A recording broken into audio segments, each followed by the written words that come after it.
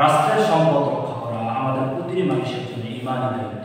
যদি আপনি মুমিন হন, যদি আপনি মুসলমান হন, তাহলে আপনার ঈমানী দায়িত্ব হচ্ছে রাষ্ট্রের সম্পদ রক্ষা করা। বাঙালি জাতির আনন্দের দিন হয়েছে 2024, অনেকেই মনে করেন।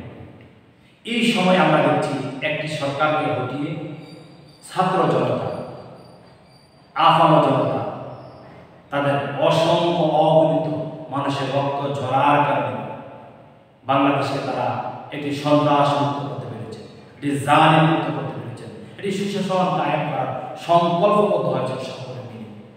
এই সময় আমরা যারা কাজ করছি, আমরা যদি দেশের সম্পদকে যদি বিনিষ্ট যদি করে দিই, তাহলে কিয়ামতের ময়দানে আমরাও জালিম হিসেবে আল্লাহ তাআলার কাছে দাঁড়াতে হবে। দেশের সম্পদ রক্ষা করা আপনার ঈমানী দায়িত্ব। আপনি কি ভেবেছেন গণভবনের সম্পদগুলো নিয়ে আপনি সফল হয়ে যাবেন? আপনি ভেবেছেন অন্যান্য যারা দল করত, যারা উপদল করত, তাদের বাড়ি গাড়ি, তাদের ব্যাংক ব্যালেন্স, তাদের কলকারখানা সব কিছু ভেঙে তছনছ করে দিয়ে, চুরমার করে দিয়ে আপনি সফল হবেন? কখনো না, কখনো। ইসলাম এটাকে কখনো প্রমাণ করে না। এটি রাষ্ট্রের সম্পদ, এটি ব্যক্তির সম্পদ, এটি হাক্কুল ইবাদ, বান্দার হক কখনো নষ্ট করা যাবে না। যারা বান্দার হক নষ্ট করে তারা জালিম, তারা স্বৈরাচার।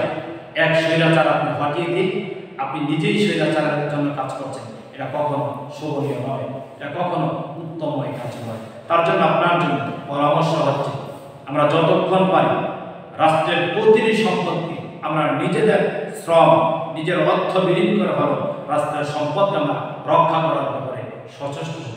যদি রক্ষা করার ব্যাপারে সচেষ্ট যদি না হতে পারি, যদি রক্ষা যদি না করতে পারি, যদি আমার মাধ্যমে আপনার মাধ্যমে যদি আমরা যদি জুলুমবাদ যদি করি, তাহলে তাদের মতনই আমরা হয়ে গেলাম। এটা কখনো করা যাবে না।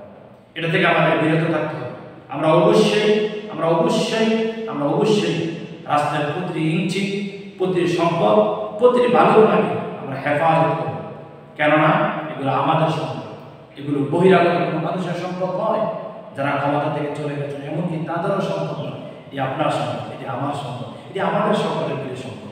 তাহলে আসুন রাষ্ট্রের সম্পদকে আমরা যথাযথ মূল্যায়ন করি, রাষ্ট্রের সম্পদের ব্যাপারে আমরা সচেতন হই, সতর্ক হই।